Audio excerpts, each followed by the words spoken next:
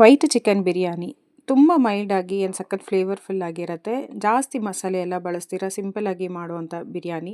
ಬಿರಿಯಾನಿ ಅಂದ್ರೇ ತುಂಬ ಮಸಾಲೆ ಎಲ್ಲ ಹಾಕಿ ಈ ಬಿಸಿಲು ಟೈಮಲ್ಲಿ ಬಿರಿಯಾನಿ ತಿನ್ನೋದಕ್ಕಾಗಲ್ಲ. ಬಟ್ ಈ ಥರ ನಾನು ಹೇಳ್ಕೊಟ್ಟಿದ್ದ ವಿಧಾನದಲ್ಲಿ ಒಂದ್ಸತಿ ಬಿರಿಯಾನಿ ಮಾಡಿ ನೋಡಿ, ತುಂಬ ಚೆನ್ನಾಗಿರುತ್ತೆ. ನಾನು ಕುಕ್ಕರ್ನಲ್ಲೇ ಮಾಡಿರೋದು, ಬಟ್ ನಾನು ವಿಷಲ್ ಹಾಕ್ಸಿಲ್ಲ, ಹಾಗೆ ಪಾತ್ರೆಯಲ್ಲೂ ಕೂಡ ಮಾಡ್ಕೋಬೋದು.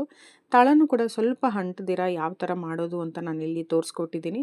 ತುಂಬ ಸಿಂಪಲ್ ಆಗಿರುತ್ತೆ ಆ್ಯಂಡ್ ಟೇಸ್ಟ್ ಮಾತ್ರ ತುಂಬ ಚೆನ್ನಾಗಿರುತ್ತೆ. ಆರೋಮನು ಕೂಡ ನೋಡಿ, ಇಲ್ಲಿ ತಳ ಕೂಡ ಅಂಟಿರಲ್ಲ, ಅಷ್ಟು ಚೆನ್ನಾಗಿರುತ್ತೆ ಈ ಬಿರಿಯಾನಿ.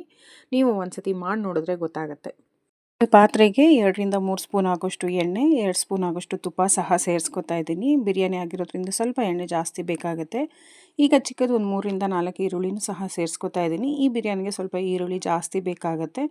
ಈರುಳ್ಳಿ ಹಾಕ್ಬಿಟ್ಟು ಚೆನ್ನಾಗಿ 1-2 ನಿಮಿಷ ಬಾಡಿಸ್ಕೊತಾ ಇದ್ದೀನಿ. ಈಗ ಒಂದು ಕಡ್ಡಿ ಆಗೋಷ್ಟು ಕರಿಬೇವನ್ನು ಸಹ ಸೇರಿಸ್ಕೊತಾ ಇದ್ದೀನಿ.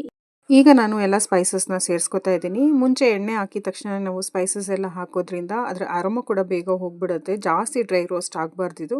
ಸೊ ಹಾಗಾಗಿ ಈರುಳ್ಳಿ ಎಲ್ಲ ಹಾಕ್ಬಿಟ್ಟು ನಾನೆಲ್ಲ ಸ್ಪೈಸಸ್ ಹಾಕ್ಕೋತಾ ಇದ್ದೀನಿ. ಈ ಥರ ಮಾಡೋದ್ರಿಂದ ಬಿರಿಯಾನಿ ಘಮನೂ ಕೂಡ ತುಂಬ ಚೆನ್ನಾಗಿರುತ್ತೆ.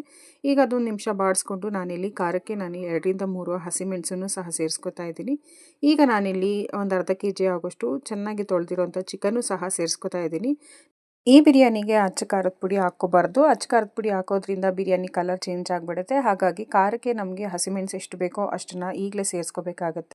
ರುಚಿಗೆ ತಕ್ಕಷ್ಟು ಉಪ್ಪು, 1 ಸ್ಪೂನ್ ಆಗೋಷ್ಟು ಶುಂಠಿ ಬೆಳ್ಳುಳ್ಳಿ ಪೇಸ್ಟ್ ಹಾಕ್ಕೊಂಡು ಚೆನ್ನಾಗಿ ಇದರಲ್ಲಿರೋ ನೀರಿನ ಅಂಶ ಎಲ್ಲ ಕಡಿಮೆಯಾಗಿ ಕಂಪ್ಲೀಟಾಗಿ ಎಣ್ಣೆ ರಿಲೀಸ್ ಆಗಬೇಕು, ಅಲ್ಲಿ ತನಕ ಫ್ರೈ ಮಾಡ್ಕೋಬೇಕಾಗತ್ತೆ.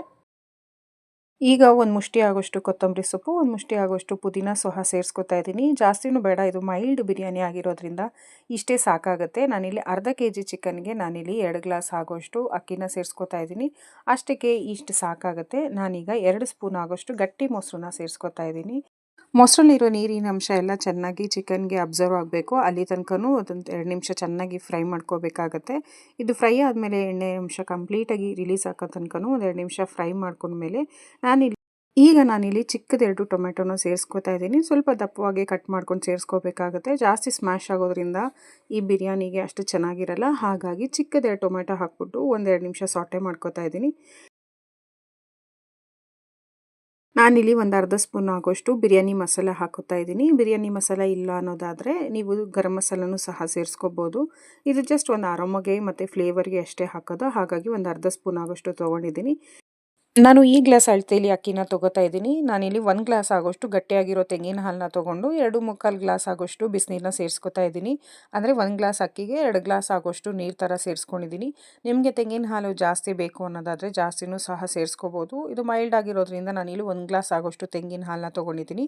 ಈಗ ಚೆನ್ನಾಗಿ ಕುದಿ ಬಂದ ನಂತರನೇ ನಾವು ಅಕ್ಕಿನ ಸೇರಿಸ್ಕೋಬೇಕಾಗತ್ತೆ. ನಾನಿಲ್ಲಿ 2 ಗ್ಲಾಸ್ ಆಗೋಷ್ಟು ಅಕ್ಕಿನ ಸೇರಿಸ್ಕೊಂಡು ಕುದಿಯುವಂಥ ಟೈಮಲ್ಲಿ ನಾನು ಅಕ್ಕಿನ ಸೇರಿಸ್ಕೊತಾ ಇದ್ದೀನಿ.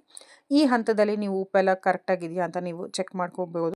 ಏನಾದರೂ ಅವಶ್ಯಕತೆ ಇದೆ ಸೇರಿಸ್ಕೊಂಡು ನಾನೀಗ ಅರ್ಧ ಹೋಳು ಆಗೋಷ್ಟು ನಿಂಬೆ ರಸನ ಸೇರಿಸ್ಕೊತಾ ಇದ್ದೀನಿ. ನಿಂಬೆ ರಸ ಹಾಕೋದ್ರಿಂದ ಫ್ಲೇವರು ಚೆನ್ನಾಗಿರುತ್ತೆ ಮತ್ತು ಅನ್ನನೂ ಕೂಡ ತುಂಬ ಉದುರುದ್ರಾಗಿ ಆಗುತ್ತೆ. ನಾನಿದನ್ನು ಪ್ರೆಷರ್ ಕುಕ್ ಏನು ಮಾಡ್ತಾ ಇಲ್ಲ, ನಾವು ಪಾತ್ರೆಲೆಲ್ಲ ಹೇಗೆ ಮಾಡ್ತೀವಿ ನೋಡಿ ಅದೇ ಥರ ದಮ್ ಕಟ್ಟಿ ಈ ಬಿರಿಯಾನಿನ ಮಾಡ್ತಾ ಇರೋದು. ನಿಮ್ಗೆ ಆ ಪ್ರೊಸೀಜರ್ ಬರೋಲ್ಲ ಅನ್ನೋದಾದರೆ ನಿಮಗೆ ಬಿರಿಯಾನಿನ ಪ್ರೆಷರ್ ಕುಕ್ ಮಾಡ್ಬೋದು, 1 ಅಥವಾ 2 ವಿಷಲ್ ಮಾಡ್ಕೋಬೋದು. ಈಗ ಹೈ ಫ್ಲೇಮಲ್ಲಿ ನಾನು ಒಂದು 10 ನಿಮಿಷ ಬೇಯಿಸ್ಕೊಂಡಿದ್ದ ನಂತರ ಸ್ವಲ್ಪ ಒಂದು 70% ಇದು ರೆಡಿ ಆಗಿದೆ ಅನ್ನೋ ಟೈಮಲ್ಲಿ ನಾನಿಲ್ಲಿ 2-3 ಸ್ಪೂನ್ ಆಗೋಷ್ಟು ಎಣ್ಣೆ ಹಾಕ್ಕೊಂಡು ನಾನಿಲ್ಲಿ ಫ್ಲೇವರ್ ಚೆನ್ನಾಗಿರುತ್ತೆ ಅನ್ನೋದಕ್ಕೋಸ್ಕರ ಬಾಳೆ ಎಲೆಯಲ್ಲಿ ದಮ್ ಕಟ್ತಾ ಇದ್ದೀನಿ.